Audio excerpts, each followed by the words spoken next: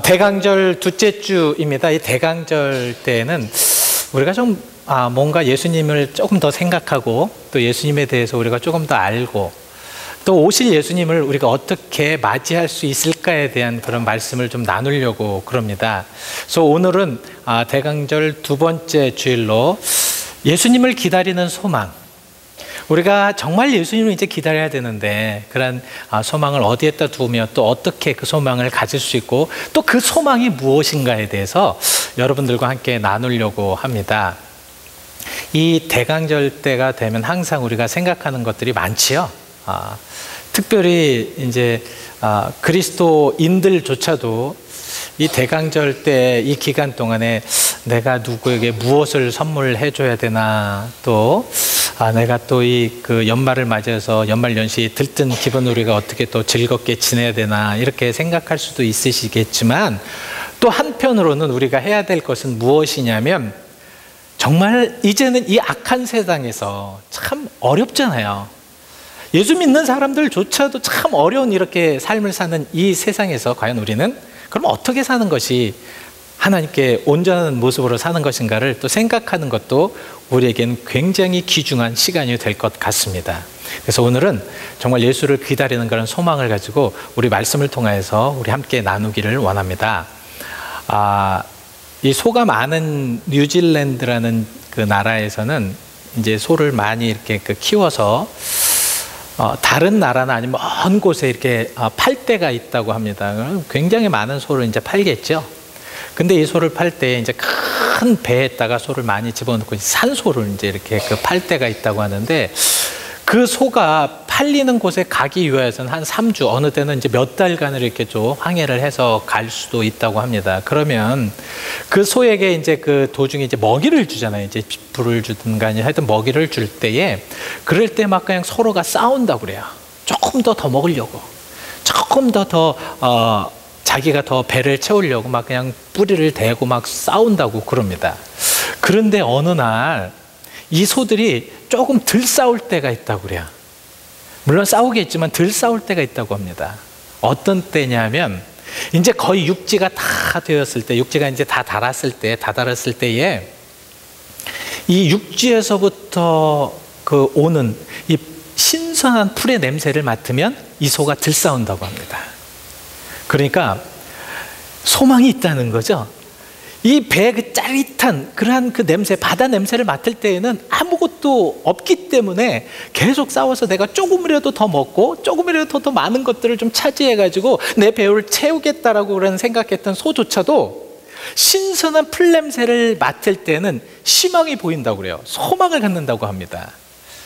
여러분, 소망이 있으면 덜 싸우는 것 같아요. 그죠? 우리가 어떤 희망과 비전을 가지고 소망이 있으면 어떤 다툼도 덜 하게 됩니다.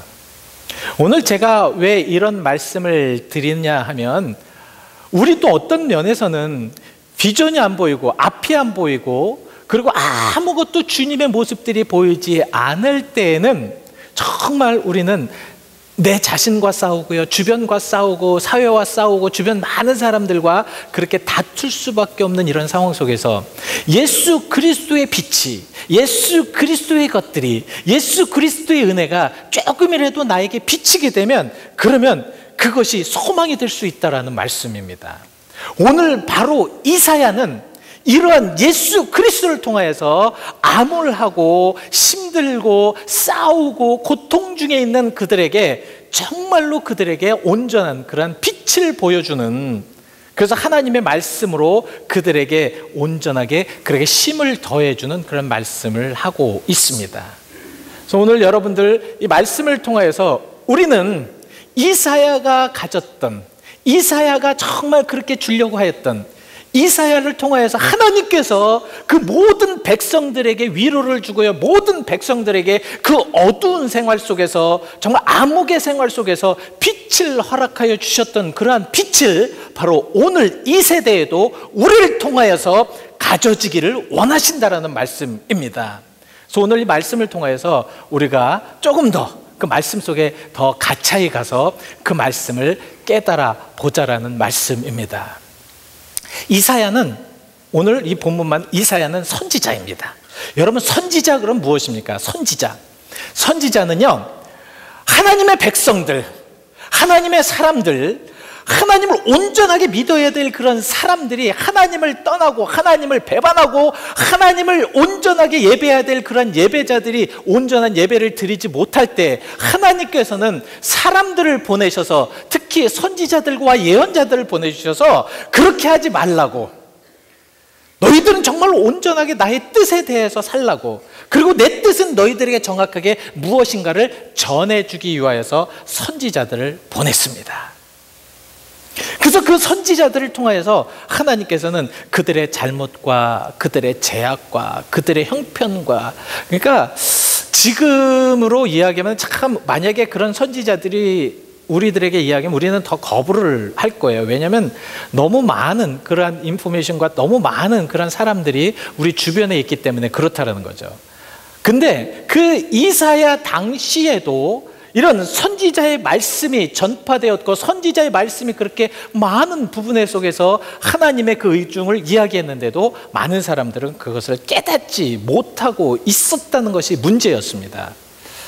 근데 이 선지자, 이제 여러분들 이제 한 그 팁을 드리면, 우리 성경에는 이제 대선지자와 또 소선지서로 이렇게 나눕니다. 자, 여쭤보겠습니다. 대선지서는 구약에 몇 권이 있습니까? 네, 이렇게 4권이라고 딱 이렇게 말씀을 해주시는 분이 좋습니다. 4권. 그리고 소선지서는 12권이 있습니다. 이 대선지서와 소선지서를 나누는 것은, 대선지서는 위가 크고 키가 크고 장대하기 때문에 대선지자가 아니라 그러니까 예언을 한 그 분량, 양에 따라서 대선지서와 소선지서가 나눠집니다. 혹시 나중에라도 믿지 않는 분들이, 야, 내가 성경을 읽었는데 대선지서가 뭐냐 그랬더니 어느 그리스도인들은 그거 많이 먹어서 많이 드셔가지고 아주 다른 사람보다 큰 사람을 대선지서라고 하고, 소선지서는 금식도 많이 하고 위가 좀 쪼그라들어가지고 아주 좁은 사람, 작은 사람 우리 소선지서라고 이렇게 해라고 이렇게 답변을 하면 안 됩니다. 절대로 그렇게 하지 마시고요. 그래서 이사야는요, 바로 이 대선지서 중에 하나입니다. 굉장히 길어요. 그러니까 예언을 굉장히 많이 했습니다. 하나님의 말씀을 많이 증거했습니다. 왜 그렇게 되었냐면, 사실 이 이사야는요, 그 예루살렘과 유대에 그 요압이라는 왕이나 아하스의 히스기야 왕 그 3대를 걸쳐서 예언을 했습니다. 그래서 40년 동안이라는 긴 시간을 그 이스라엘 백성들이 하나님께 온전하게 서고, 그 이스라엘 백성들이 하나님께 다시 돌아오고, 그리고 꿈도 없고 소망도 없고 비전도 없는 그런 아주 암흑한 세계에서 그 이사야는 그 예수 그리스도의 복음을 통해서 빛을 그들에게 선사해 주려고 하는 그런 계획을 가지고 있었기 때문에 굉장히 많은 내용을 예언을 하였던 그러한 선지자이었습니다. 그리고 그 당시에 지금 이스라엘 상황 속에서 우리가 왜 그 당시에 주변의 배경을, 그 국제 정세를 볼 수밖에 없느냐 하면, 그 국제 정세를 통하여서 하나님은 이사야에게 그것에 통하여서 하나님의 뜻이 거기에 있다라는 것을 알려주기 위해서 그랬다라는 말씀입니다. 그래서 여러분들도 다 아시는 내용이시지만, 이 당시에 애굽이라는 이집트라는 아주 강대국이 있었고요, 저 위쪽에 또 그 아수르라는 그런 큰 강대국이 있었습니다. 그러니까 이 강대국이 아주 그냥 조금 헛틀려 가지고 주변에 약한 자들을 공격하면 이스라엘도, 그 당시에 유대 백성들도 굉장히 고통 속에 있었고, 또 이 큰 강대국이 좀 내실을 다진다든가 아니면 그 강대국이 좀 어떤 내 쪽에 이제 문제가 있었을 때는, 조용할 때는 이 조그만 나라들도 조용히 그 내실에서 아주 편안하게 살 수 있었습니다. 그러니까 강대국이 어떠하느냐에 따라서 그 조그만 나라들은 아주 숨도 쉬지도 못하고 어느 때는 좀 활개를 펴고 이런 상황이 될 수가 있었죠. 이런 국제 정세를 통하여서 지금 많은 그런 상황이 지금 막 움직이고 있습니다. 더 큰 문제는, 이미 북이스라엘은요, 그 이제 솔로몬 이후에 북이스라엘과 남유다가 나눠져 있지 않습니까? 북이스라엘은 이미 아수르라는 그런 국가에 이제 멸망에 당해져 있었습니다. 그러니까 이제는 남유다의 모든 백성들이 그런 것을 보면서 좀 깨닫고 느끼고 하나님의 예언이 얼마나 중요한 것인가, 또 말씀이 중요한 것인가를 그렇게 깨달아 알아야 되는데 그렇지 않았다라는 것입니다. 그래서 그 국내 정세에서도요, 정치인들은 아주 엉망진창이었습니다. 그래서 왕이나 아니면 지도자층, 계급으로 좀 높은 사람들은 어떻게 해서든지 일반 평민들의 그런 그 고요를 짜내서 자기들의 뱃속을 채우는 그러한 시대였습니다. 그러니까 하나님 보시기에 얼마나 잘못됐냐고요. 사실 왕들도요, 하나님의 뜻에 의해서 나라를 잘 다스려서 하나님의 백성을 부유하게 하는 것이 하나님의 뜻이었습니다. 그런데 하나님의 그 뜻을 저버리고 자꾸 다른 짓을 하니까 얼마나 하나님께서 괴로우시겠습니까? 거기에 경제적으로도 참 어려움을 당할 수밖에 없었던 것이, 여러분, 약탈과 착취가 많으면 경제적으로도 어려울 수밖에 없어요. 백성들에게 가야 될 그런 많은 물질들이 그 위쪽에서 다 커트하고요, 다 자기들이 뱃속을 채우니까 백성들에게는 복지라는 것이 없었죠. 그러니까 힘들지 않습니까? 거기에 종교는 또 어땠느냐? 종교는 우상 숭배하면서 하나님을 완전히 떠나고요, 또 하나님을 두려워하지 않고 하나님을 무서워하지 아니하는 그런 백성들이 그런 상황 속에서도 또 하나님 앞에 예배는 드리네. 이런 상황들이 하나님 보시기에는 너무너무도 온전치 못하였기 때문에 이제는 이런 암흑 세대를 통하여서 하나님께서는 복음을 온전하게 전하여서 그 이스라엘을 통하여서 새로운 소망을 부여 넣어 주시기를 원하셨다는 것입니다. 왜 이 말씀이 지금 이 세대를, 21세기를 살아가는 우리에게 필요한 것입니까?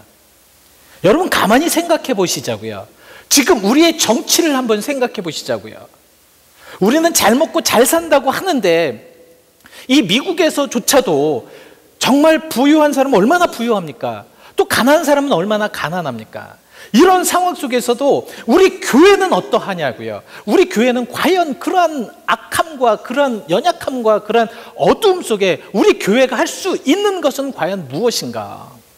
이런 것을 생각하다 보면 우리는 좀 무엇인가를 좀 다시 한번 이 말세에 생각해 봐야 될 부분들이 너무도 많다라는 것이죠. 그래서 오늘 말씀을 통하여 지금 이사야는 이런 암흑된 세상, 정말 아무것도 보이지 아니하는 이러한 세상 속에서 지금 복음을 전하고 있습니다. 이 절망 속에 소망을 부여해 주고 있습니다. 그래서 오늘 본문 11장 1절부터 9절 말씀까지 제가 일부러 교동문하고 같이 오늘은 해봤어요. 왜 같이 했냐면 우리가 정말 몇 번이라도 이 말씀을 계속 묵상하는 것이 좋겠다라고 생각을 했습니다. 그래서 여러분들 얼마나 좋으세요? 교동문을 하실 때 어느 분은 그러실 거예요. 말씀도 똑같네? 그렇게 좀 생각하셔야 됩니다. 그래서 오늘 말씀을 통하여 조금이라도 더, 몇 번이라도 우리에게 그 말씀을 통하여 더 깊이 와지는 그런 말씀이 되어야 될 줄 믿습니다.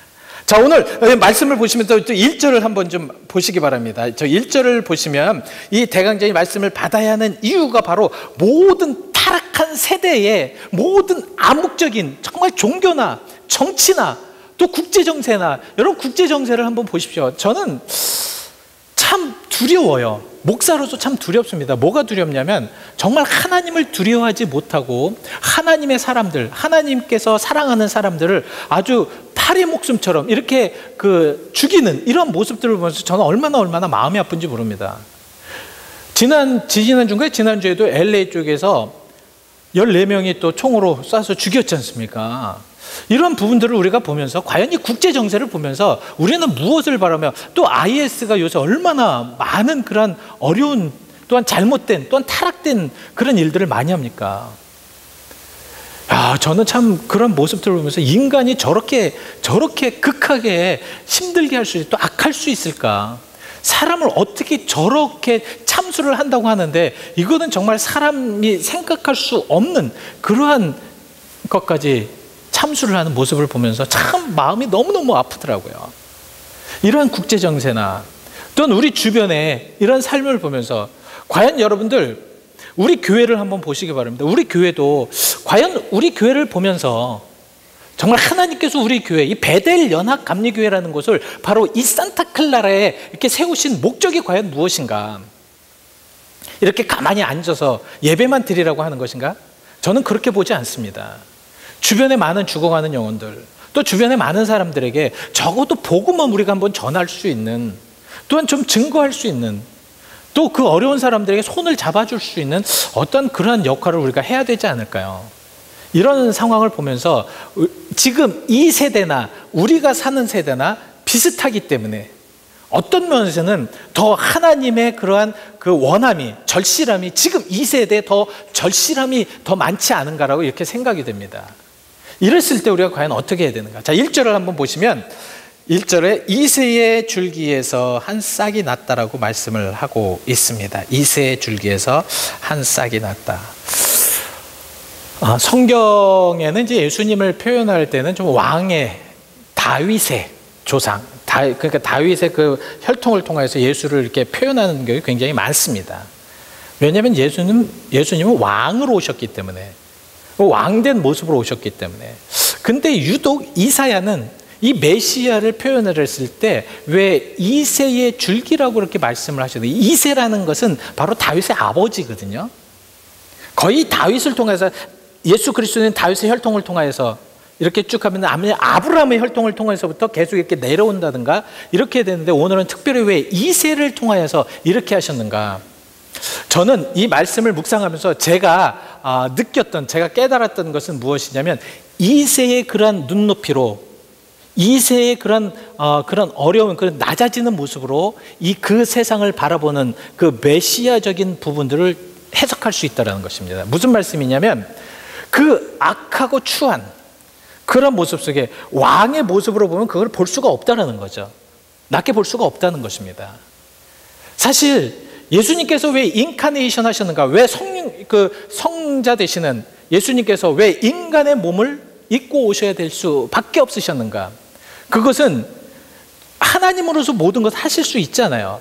그러나 예수님은 인간으로 내려오셔서 인간의 그 낮고 천한 모습, 아픔, 괴로움, 고통, 눈물, 이런 모든 것을 다 직접 이해하심으로 인해서 그들과 동등됨을 여기시며, 그리고 그들에게 더 낮아지시는 모습을 보여주시기 위한 그런 하나의 방법이셨다. 그럼 여기에서 이새도 마찬가지 아닌가?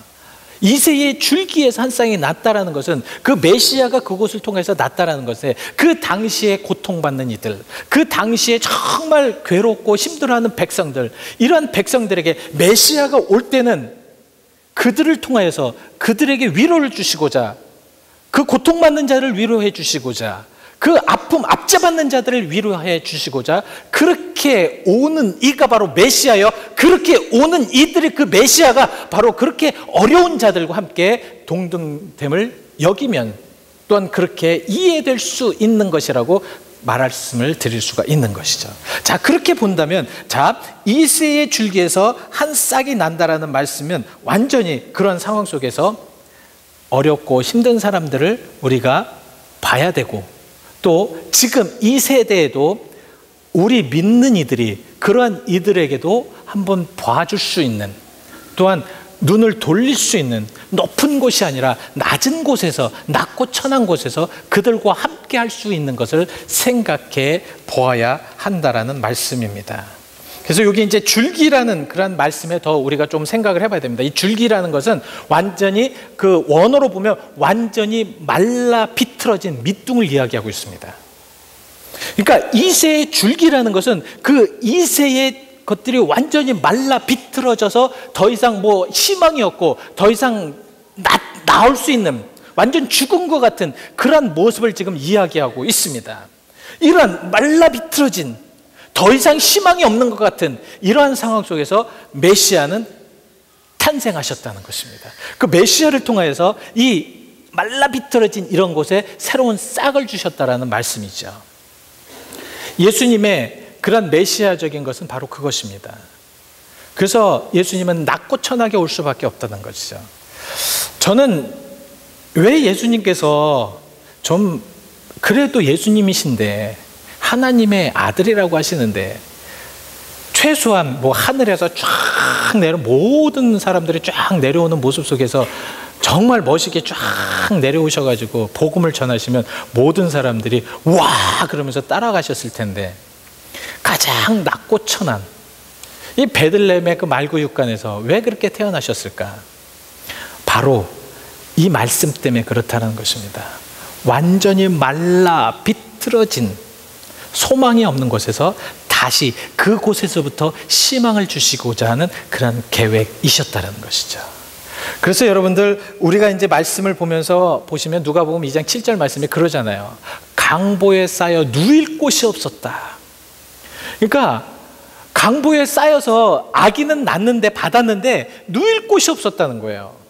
그러니까 말구육간에서 그 말구에 누일 수밖에 없었던 그런 형편에 많은 사람들은 기독교는 그래서 천한 종교다라고 이렇게 이야기하는 사람들도 많더라고요. 근데 그것이 아니라 가장 위대하시고 가장 높으신 분이 그렇게 겸손해질 수 있었던 것은 바로 가장 우리와 같은 죄인, 사실 하나님 보시기에는요, 우리는 정말 죽을 수밖에 없는, 완전 처절하게 고통받을 수밖에 없는 그러한 계층이었다는 것이죠. 그러한 계층으로 예수 그리스도를 보내주셔서 거기서부터 완전히 더 이상 희망이 없는 것으로부터 희망의 싹을 보여주시기 위한 계획이 바로 이새의 줄기부터 나오기 시작했다라는 말씀입니다.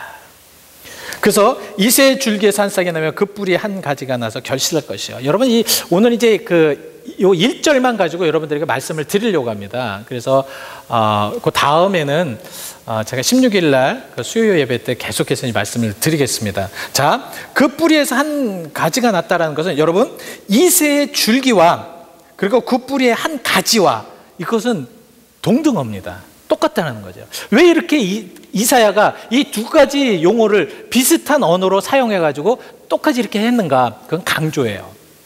분명히 그렇게 된다는 거죠.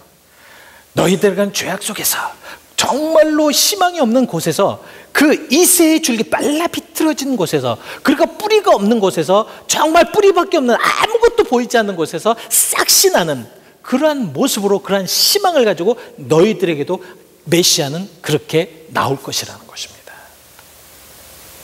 여러분, 이러한 분명하게 이렇게 될 것이다, 이사야는 이러한 상황 속에서 이렇게 메시아가 올 것이라는 것을 분명하게 강조하면서 얘기하기 위하여서 이렇게 강조법을 썼다라는 것입니다. 근데 이 말씀이 어디에 이루어졌어요? 오늘 지난주에 우리가 경험을 했습니다. 여러분, 시므온이 성전에 계속 있으면서 정말 주제여 모든 이스라엘 백성들 위로해달라고, 이 시므온이 구약성의 신약성경에서 계속해서 그렇게 기도했지 않습니까? 그랬을 때 시므온이 예수님을 만나서 어떻게 했습니까? 어떻게 했어요? 지난주에 말씀 다 까먹으셨습니까? 어떻게 했습니까? 예수 그리스도를 딱 보고 나서 제가 이제 노임을 받았습니다. 그리고 제가 이제 자유하였습니다. 내 눈이 주의 구원을 보았습니다. 우리 한번 지난주에 묵상하셨던 누가복음 2장 29절 30절 한번 다시 한번 읽어보시죠. 지금 돼 있습니까? 예, 한번 같이 읽으시죠. 시작. 주여, 이제는 말씀하신 대로 족을 평안히 놓아주신다. 내 눈이 주의 구원을 보았다. 예, 바로 이사야가 원하였던 것은 바로 이것이었습니다. 예수 그리스도 메시아가 나온 이후에 많은 사람들이 메시아를 보았을 때 무엇이 하냐면 억눌린 마음, 죄된 마음, 고통스러운 마음으로부터 이제는 노임을 받고 이제는 직접 눈으로 구원을 보는 그러한 것을 원하셨다. 그것을 위해서 이렇게 강조했다는 것이에요. 이새의 줄기에서 한 싹이 나고 그 뿌리에서 한 것이 이제 쏟아서는 이제 씨가 되어서 이제 싹시 되어서 아름답게 필 것이라는 것을 나온 이유가 무엇이냐면, 그 예수 그리스도를 믿고 메시아로 그를 믿으면 그 메시아를 통하여서 이제는 구원을 보여주시겠다라는 약속의 말씀이고, 시므온을 통하여서 그것이 고백되었다라는 말씀입니다. 여러분 어떠세요? 구약의 모든 말씀은 우리가 그 말씀을 믿고요, 따르고 그 말씀에 순종하게 되면 그 말씀대로 이루어질 줄 믿습니다. 이것이 바로 오늘 하나님께서 우리에게 주시고자 하시는 말씀이라는 것이죠. 오늘 이 말씀을 통하여서 여러분들 더욱더 기도해 보시고요. 하나님, 오늘 저를 통하여서 이제는 오실 예수, 나한테 가까이 오실 예수가 아니라 나도 이제 주님한테 좀 가까이 갈 수 있는 주님의 사람이 되게 해달라고 기도하시길 바랍니다. 우리는 너무도 뒷짐지고 앉아 있는 것 같아요. 언제 주님이 오시나? 언제 주님께서 나와 함께 하시나? 나는 아무것도 하지 않으면서, 그것이 아니라 이제는 나도 하나님 앞에 가차히 가기 위하여서 내 정말 삐뚤어지고 말라 비뚤어진, 더 이상 희망이 없는 것 같은 이러한 삶 속에서도 하나님께서 오시면 그 가운데 싹시 나게 하시는 그 하나님을 믿고 따로 나갈 수 있는 그런 주님의 사람이라면 분명히 그 가운데 소망이 있다라는 말씀입니다. 그래서 저는 이제 2절 말씀을 통하여서 다음에 이제 그 16일 수요일 날에는 왜 그러면은 우리가 왜 그 예수님을 바라야 되고 왜 그렇게 해야 되는가를 하나하나 말씀을 드리려고 합니다. 제가 한번 간단하게 말씀을 드립니다. 왜 그러냐면 여호와의 영, 그러니까 지혜와 총명, 그리고 모략과 재능, 지식과 여호와의 경외하는 그러한 신들이 우리에게 임하기 때문에 그렇고요. 이 세대는 그러한 것들이 우리에겐 필요하기 때문에 예수님께서 내려오셨고요. 우리는 그것을 믿어야 하고요.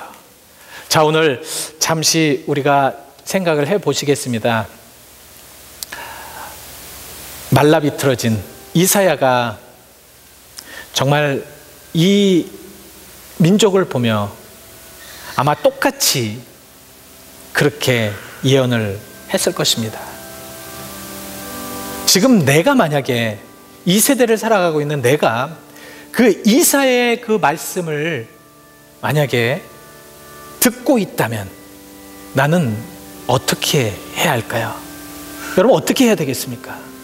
여러분, 그 이사야의 그 멋진 말씀, 희망의 말씀, 소망의 말씀을 들었을 때 나는 과연 어떻게 해야 옳습니까?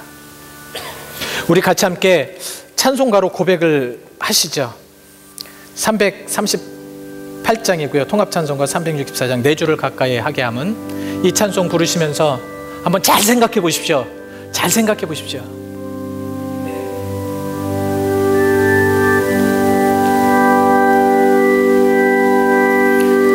내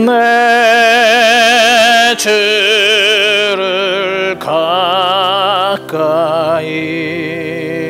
하게 함은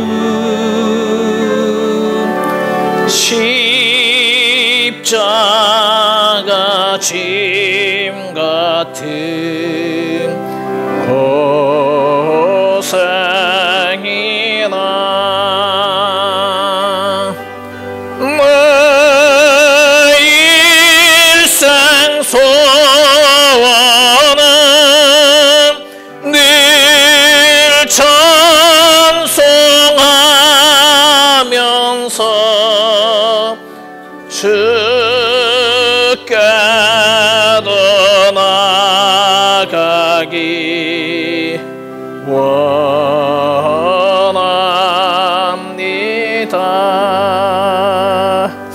여러분,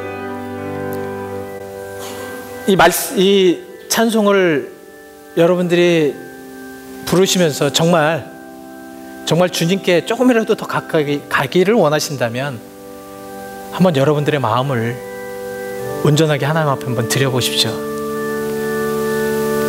정말 드려보십시오. 하나님은 분명히 그 가운데 여러분들과 함께 하시고요. 여러분, 분명히 이 시간에 하나님의 운행하심은 있습니다. 그 하나님의 운행하심을 체험하면서 오늘 예수님의 살과 피를 받으신다면 그 가운데 하나님의 크신 역사하심과 은혜를 체험하시리라 믿고요. 이 악한 세상에서 예수님 오실 때 다 된 이 세대에서 우리 또한 온전하게 하나님을 맞이할 수 있을 줄 믿습니다. 다시 한번 1절 찬송하시죠.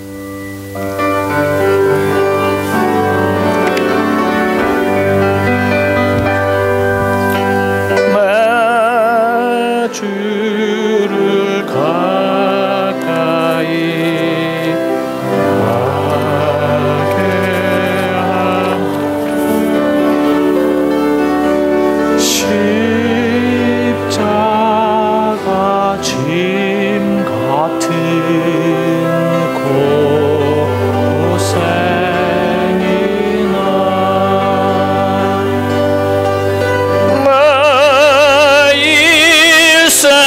소원이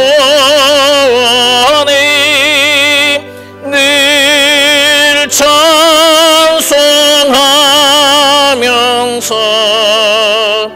주께도 나가기 원하오니